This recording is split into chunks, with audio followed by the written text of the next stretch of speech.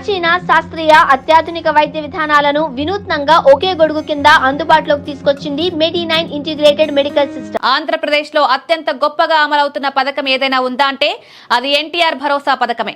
ఈ పథకం కింద రాష్ట్రంలో ప్రతి నెల 63 లక్షల మందికి పైగా 26 రకాల పెన్షన్లు పొందుతున్నారు. వీరిలో కొన్ని లక్షల మంది అనర్హులు కూడా పథకం కింద మనీ తీసుకుంటున్నారు. వారిలో చాలా మంది వైసీపీ ప్రభుత్వ హయాంలో అక్రమంగా తమ పేర్లను నమోదు చేయించుకున్నారని కూటమి ప్రభుత్వం చెప్తోంది. ఆ ప్రకారమే అనర్హుల పేర్లను నెల నెలా తొలగిస్తోంది. జనవరిలో 92,000 మంది అనర్హుల పేర్లను ప్రభుత్వం లబ్ధిదారుల జాబితా నుంచి తొలగించింది. భారీ ఎత్తున దివ్యాంగులకు మళ్లీ వైకల్య పరీక్షలు జరిపించి నిజంగానే వైకల్యం ఉందా, ఉంటే ఎంత శాతం ఉంది అనేది పక్కా లెక్కలు వేయించింది. ఈ కార్యక్రమం ఇప్పటికీ కొనసాగుతోంది. ఇలా జనవరిలో అనర్హుల పేర్లు భారీగా తొలగించడంతో ఇదివరకు 64 లక్షలుగా ఉండే లబ్ధిదారుల సంఖ్య 63 లక్షలకి తగ్గిపోయింది. ఫిబ్రవరిలో మరింత మందికి కోత తప్పలేదు. ప్రభుత్వం ఫిబ్రవరి 1న 63,59,907 మందికి పెన్షన్ ఇచ్చేందుకు సిద్ధపడి మనీ రిలీజ్ చేసింది.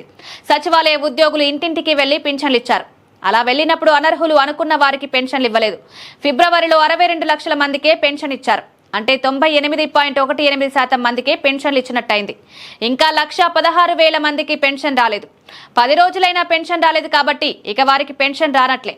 1,16,000 మందికి పెన్షన్ రాకపోవడానికి 3 కారణాలు కనిపిస్తున్నాయి.